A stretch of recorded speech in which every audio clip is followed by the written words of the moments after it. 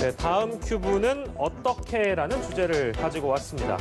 회사 간부가 직원들에게 여러 차례 폭언을 해서 직원들이 위자료 청구 소송을 냈습니다. 법원은 폭언을 한 간부와 회사가 공동으로 직원들의 정신적 피해를 배상해야 한다 이런 판결을 내렸는데요. 이 회사의 배상 판결이 어떻게 나오게 된 건지 저희가 좀 짚어보도록 하겠습니다.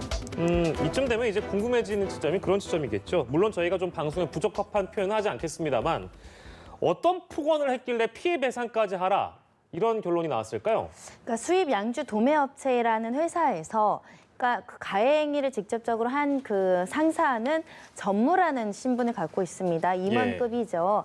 이 임원급인 사람이 직원 8명에게 이제 소송을 당했고 소송은 전무뿐만 아니라 회사가 피고로 같이 이제 그 소송을 당하게 됐습니다. 예. 폭언이 있었고 성희롱이 있었다는 것인데요. 예를 들면 회식 자리에서 어떤 직원들이 차별을 해소해달라는 정당한 어떤 이의 제기를 했음에도 불구하고 젓가락으로 이제 고기를 집어 던지는 행위, 뭐 폭행이 될 수도 있겠죠. 예. 그리고 식사를 하는 직원에게 뭐 성과가 좋지 않으니까 밥 먹을 자격이 없다, 뭐 머리를 어떻게 하라 이런 식으로 소리를 치는 부분들은 언어 폭력에 해당할 수 있습니다. 예. 그리고 자신이 기분이 나쁘다고 해서 어떤 부당한 일을 해라라고 이제 강요를 하거나 이런 부분에 있어서는 인격권 침해 문제가 있을 수 있습니다. 폭언, 신체적인 폭력, 어떤 수치심을 야기하는 부분, 성희롱 행위 모두 다 불법 행위로 의율할 수 있기 때문에 예. 이런 전무간 행동에 대해서 재판부는 위자료를 지급할 정도로 정신적 고통을 야기했다 이렇게 판단을 내렸습니다. 아, 그렇군요.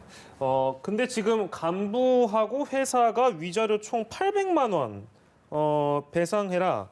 그러니까 이 800만 원이라는 금액의 근거가 뭔지 좀 궁금했어요. 사실은 위자료가 800원이라고 한다면 이런 행위에 비해서는 그렇게 높은 금액이라고 하기 어렵습니다. 하지만 상징적인 의미로 이렇게 위자료를 책정했던 것은 아닐까 생각이 들고 예. 아마 다수의 어떤 이런 폭언과 폭행이나 뭐 이런 것들을 주장했을 여진이 있는데 증거 관계로 남아있는 게 소수다 보니까 일부만 인정됐을 개연성이 있습니다. 중요한 건 우리나라가 정신적인 위자료에 대해서는 회계보다 조금 낮다라는 평가가 있지만 예. 이 위자료도 조금 높아지고 있는 추세라고 보시면 될 것 같고요. 그럼에도 불구하고 이 판결이 굉장히 의미가 있는 게 회사도 같이 배상하는 데 의미가 있습니다. 그러니까 예. 이렇게 전무라는 사람이 그 상사로서 부하 직원들한테 이런 각종의 어떤 인격권을 침해하고 폭언을 하고 이런 폭력적인 행동을 보였을 때 회사도 이것을 사용자로서 관리 책임이 있음에도 불구하고 이것을 제대로 시정하지 않고 방관을 했다라고 한다면 회사도 같이 책임을 진다. 그렇기 때문에 공동하여 같이 배상하라고 판결이 나왔습니다. 예, 그렇군요. 그러니까 법적으로 이제 위자료에 대한 부분도 그렇고 정신적으로 피해 배상을 해야 된다 이런 판결인 건데, 근데 만약에 이제 이런 경우도 있을 것 같습니다. 그러니까 사업주가 전무 같은 사람들한테 자네 이제 욕설이나 이런 거 좀 그만하지라고 얘기를 했는데 사업주가 이걸 만약에 조사하지 않고 뭐 방관했다거나 뭐 이런 경우가 있으면 이걸 뭐 노동청에 따로 신고해가지고 또 다른 조치를 취할 수도 있는 겁니까? 어떻게 좀 볼 수 있을까요? 왜 그러냐면 지금 이번 사건 같은 경우 좀 특이한 것이 말이죠. 간부뿐만 아니라 회사도 공동으로 책임을 져야 된다라고 하는데 그 내막을 이제 좀 보게 된다면 아마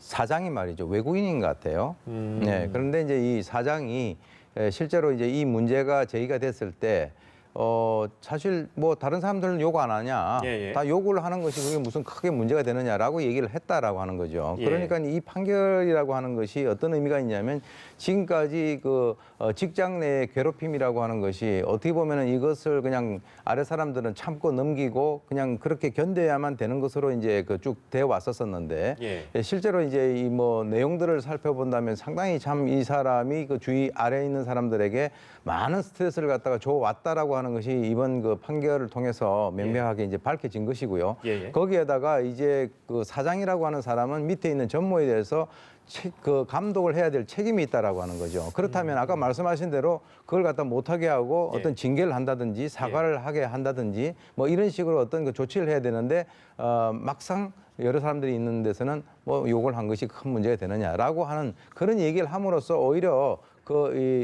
이 회사원들이 느끼고 있는 그런 데 있어서의 공감적인 측면에서는 예. 전혀 서로가 공감을 하지 못했다라고 하는 것을 이번에 판결에서 확인을 해준 것이다. 이렇게 보는 것이죠. 그렇군요. 정신적 손해도 회사도 그러니까 사용자로서 배상할 책임이 있다 이렇게 정리할 수 있겠는데 근데 저희가 지금 얘기하고 있는 게 정신적 손해잖아요.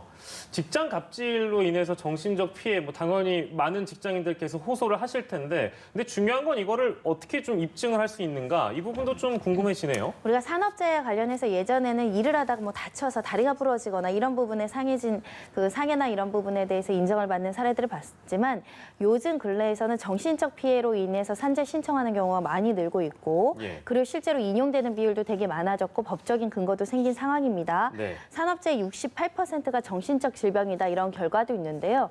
정신적 질환을 어떻게 산재로 인정할 수 있는지 여부는 이런 폭언이나 여러 가지 갑질이나 업무 스트레스가 가중된 증거 그리고 그 인과관계에 따라서 정신과 진단을 받은 내역들로 인정이 될 수 있습니다. 예. 그리고 나아가서는 우리가 직장 내 괴롭힘 방지법도 개정이 돼서 지금 실시 중이 있기 때문에 예. 물론 직장 내 괴롭힘의 어떤 그 분류가 조금 애매한 측면이 있다 이런 문제는 지적은 있지만 예. 이미 법제화돼서 직장 내 괴롭힘은 불법 행위로 지금 간주가 되고 있기 때문에 예. 이런 직장 내 괴롭힘을 방조하거나 또는 방임하거나 또는 이 부분에 대해서 적절하게 징계 조치를 요구했음에도 불구하고 사용자가 적절하게 조치를 하지 않으면 민사 책임을 지는 것뿐만 아니라 이것을 신고한 사람에 대해서 불이익을 주게 되면 형사처벌 규정까지 들어와 있는 상황이거든요. 예. 이런 부분을 제대로 소홀히 하지 못해서 만약에 내 직장에 다니는 직원이 우울증을 앓고 있거나 스트레스 장애 진단을 받고 오거나 그러면 산재 처리를 해줘야 되는 가능성이 높아졌습니다. 예. 그렇기 때문에 사업주는 이제는 신체적인 어떤 건강만 챙기는 것이 아니라 정신 건강, 그러니까 적절한 그 스트레스를 조절할 수 있는 그리고 심리 치료를 할 수 있는 그리고 가해행위를 방지할 의무가 부과되어 있다라고 보셔야 됩니다. 예. 그런데 그렇다고 하더라도 직장 내 괴롭힘 금지법 이거 신설돼 가지고 좀 나아지지 않겠냐 이런 기대를 많은 직장인분들이 하셨겠습니다만 여전히 갑질을 당하고 있고 뭐 현장에서는 사실 나아진 게 없는 것 같다라고 호소하는 직장인들이 여전히 많기 때문에 혹시 뭔가 제도적으로 보완할 만한 그런 장치가 있을까요? 어떻게 좀 생각하시는지요? 지금 이제 직장 내 괴롭힘 그 금지법 체감 조사를 했는데 직장인들이 약 한 61.8%가 달라진 게 없다라고 얘기를 하고 있습니다. 중요한 것은 이게 어떤 제도적인 보완 장치도 중요하긴 하십니다만 일단 이걸 해서는 안 되겠다라고 하는 그런 공감대가 밑에 있는 사람들 중심으로가 아니라 바로 그 위에서 관리를 하는 사람들 중심으로서 달라져야 된다. 예. 그러니까 적다시 말해서 이것은 만약에 그런 것들이 제대로 되지 않았을 때 이번에 사장과 같이 책임을 물어가지고 회사가 공동 책임을 져야 된다라고 하는 그런 식으로 최고 경영진에게도 책임을 갖다가 물어야 된다라고 하는 그런 의견들이 많이 제시가 되고 있고요. 예. 그래서 이제 이렇게 되려고 그러면은 뭐 재판 과정에서 이런 판결들이 지속이 된다면 이와 유사한 행위를 하는 그런 분들이 나도 저렇게 하게 된다면 어떤 그 민사적인 또는 형사적인 그 책임을 갖다가 지지 않으면 안 되겠구나라고 본인 스스로 느끼는 것이 굉장히 중요하다라고 봅니다. 예, 그렇군요. 산재 때는 최고 경영자에게까지 책임을 물어야 하는 거 아니냐 이런 목소리도 현재 나오고 있다는 거. 그 내용까지 저희가 좀 전달해 드렸습니다.